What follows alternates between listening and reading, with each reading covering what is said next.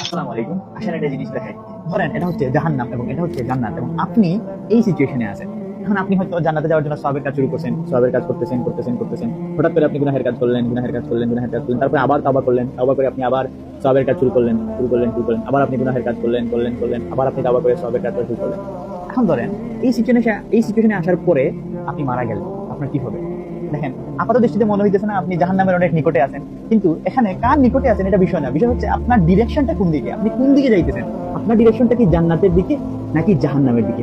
এই জিনিসটা ম্যাটার করে যে আপনি শেষ পর্যন্ত আপনার ডিরেকশনটা কোন দিকে, আপনি কি জান্নাতের দিকে যাওয়ার জন্য প্রস্তুতি নিচ্ছেন নাকি জাহান্নামের দিকে যাওয়ার জন্য প্রস্তুতি নিচ্ছেন। এখন এই জিনিসটা কেন দেখাইলাম, আমরা অনেকেই মনে করি যে আমরা হয়তো অনেক বেশি গুনাহের কাজ করে করে করে করে করে করে জাহান্নামের অনেক নিকটে চলে আসছি, এবং আমাদের মনে হয় ফেরার কোনো পথ নাই। কিন্তু আপনি যদি এই সিচুয়েশনে থাকার পরে তাওবা করেন এবং ফিরে আসেন, জাস্ট একটা ইউ টার্ন, আপনি যদি এই ইউ টার্নটা নেন এবং আপনার দিক যদি জাহান্নাম থেকে ফিরে জান্নাতের দিকে নিয়ে যাইতে পারেন, বুঝতেছেন কি হবে?